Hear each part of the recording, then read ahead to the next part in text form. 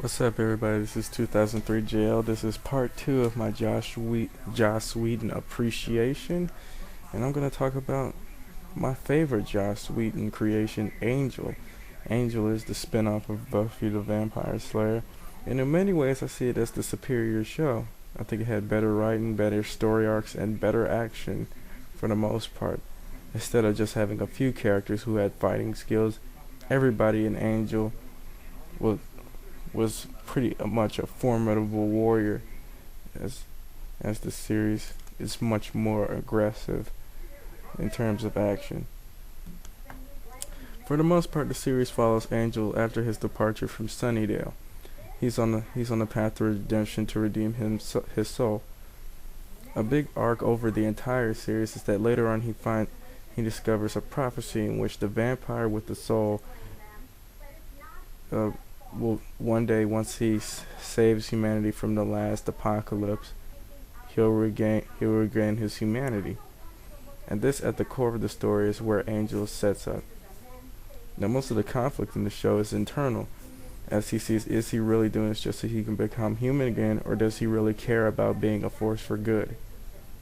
And on top of that, him being a vampire, he often still has urges to drink blood, which he manages to control over the course of the series, but many conflicts arise that pretty much interrupt this process.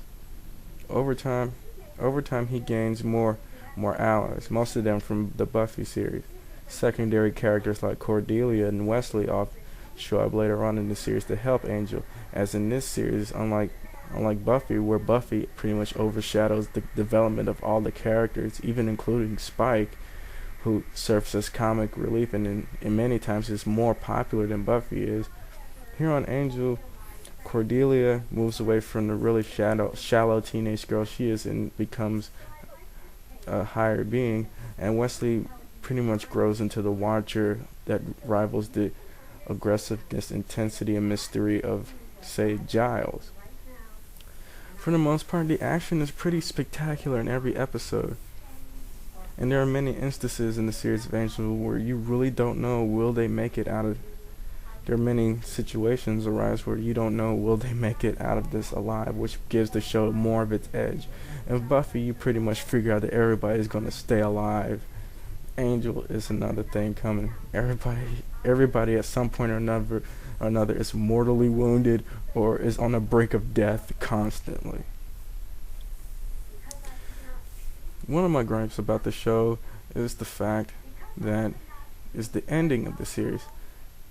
Thanks to the WB, they decided to cancel the series, even though Whedon was promised a sixth season where he could properly end the story.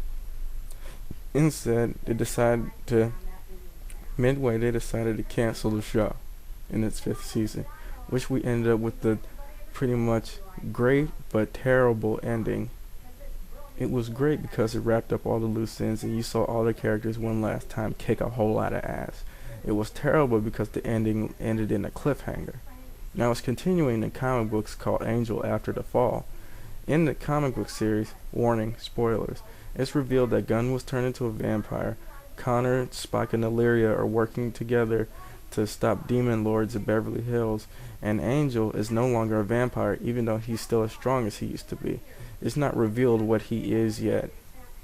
This could be attributed to the fact that in another part of the series that Angel is a much stronger and much more powerful than most normal vampires, which is relatively strange, considering if you pay attention throughout the series, his body goes through very different changes. At one point, he receives his heartbeat again. When he traveled to Lauren's alternate dimension, he, instead of becoming a vampire, he transformed into some kind of demon-looking beast. And there are instances where he was temporarily impervious to sunlight. For the most part, this was a great series, but I'm pretty pissed that it ended the way it did. I think the best part about season 5 is them really going over the relationship between Angel and Spike, which was alluded to in Buffy, but was never really played out because they always focused on the girls and never on the guys, which I liked about Angel more. It was really more of a guy show. Like if two people were going out, the girl might like Buffy more, but the guy might be more into Angel.